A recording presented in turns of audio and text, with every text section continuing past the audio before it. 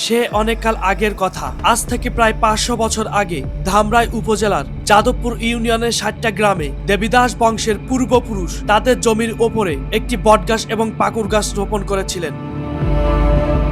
তৎকালীন সময়ে সনাতন ধর্মীয় বিশ্বাস অনুসারে বটগাছকে মহিলা আর পাকুড় গাছকে পুরুষ হিসেবে ধরা হতো।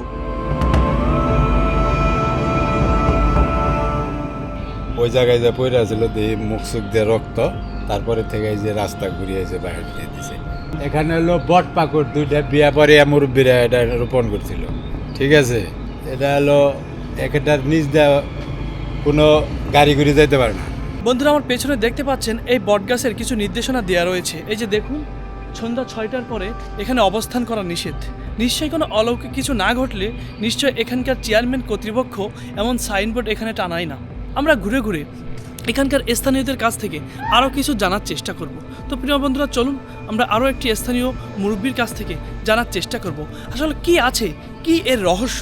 এটাকে আমাদের হিন্দুদের মতে যেভাবে বিয়ে পড়া একটা মেয়ে ছেলে মেয়ে দিয়ে ঠিক সেইভাবে বাদ্যযন্ত্র এনে ব্রাহ্মণ দিয়ে তারপরে যে পাকুড় গাছ বট গাছ মিলিয়ে দুইটা রোপণ করছিল। সে সময় এরকম ধর্মীয় অনুভূতিতে দাস বংশের পূর্বপুরুষ ঢাকঢোল বাদ্যযন্ত্র বাজিয়ে বিবাহের উপকরণ ব্রাহ্মণ দ্বারা বৈদিক মন্ত্র পাঠের মাধ্যমে বটগাছ এবং পাকুড় গাছের বিবাহ সম্পন্ন করেন। পাশাপাশি বহু লোকের খাবারের আয়োজনও করেছিলেন তারা। তাই স্বাভাবিকভাবে স্থানীয়রা এই বটবৃক্ষ দায়কে স্বামী এবং স্ত্রী বলে অবিবাহিত করেছেন।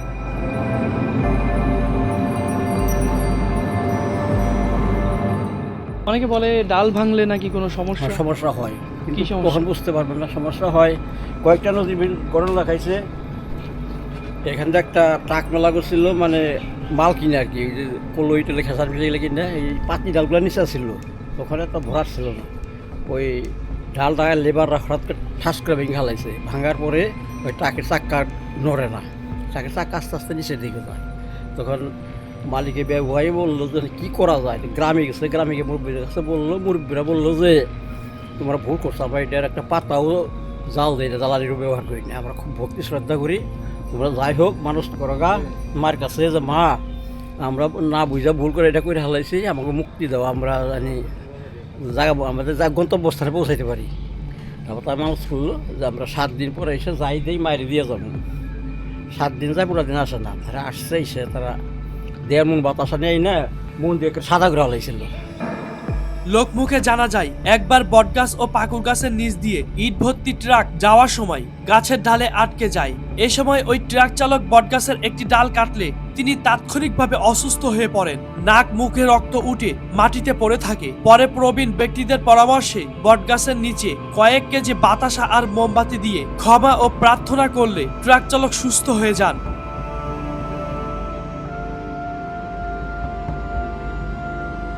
এছাড়াও কার্তিক সরকার নামে এক কৃষকের জমিতে বটগাছের ডাল ছড়িয়ে পড়লে তিনি ডালটি কেটে দেন। এরপরে ঘটে একই ঘটনা, তিনি অসুস্থ হয়ে পড়েন। দীর্ঘক্ষণ অসুস্থ থাকার পর ওই বটগাছের নিচে একটি মন্দির নির্মাণ করেন এবং সেখানে পূজা অর্চনা করতে থাকেন। এরকম অনেক অলৌকিক ঘটনা ঘটেছে এই বটগাছের সাথে। এরপর থেকে ভয়ে এলাকার কেউ এই বটগাছের ডালপালা কাটে না।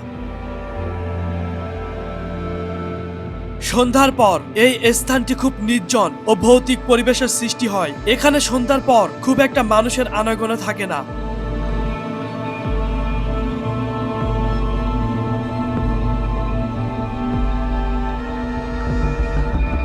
মারা যায় না, আপনি যা শুনছি আর কি, ওই মূর্তির একটা মূর্তির মাথা ভেঙে হালাইছিল এই পাশের গ্রামে যাদবপুরে না, এইসব নাই।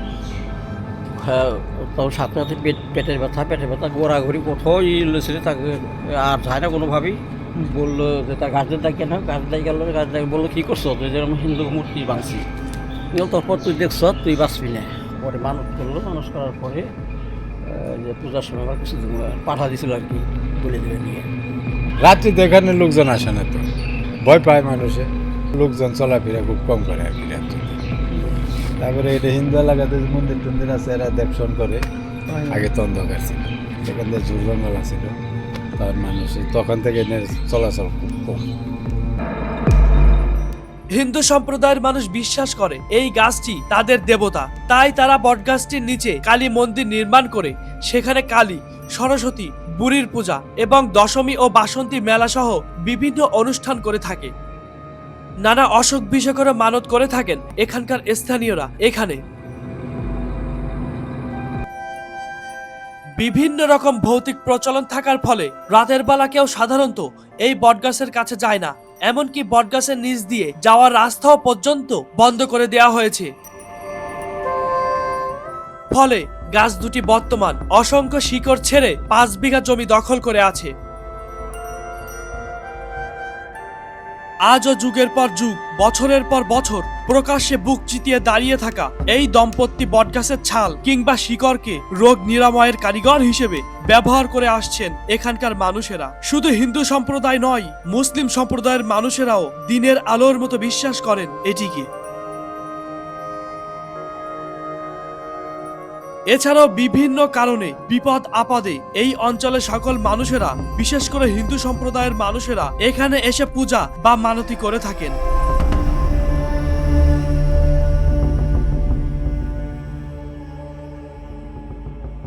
ষাটটা নামটি স্থানীয় উচ্চারণ, গাছের বৈশিষ্ট্য আর লোকগাথা, ঐতিহাসিক ঘটনা মিশ্রণে তৈরি হয়েছে।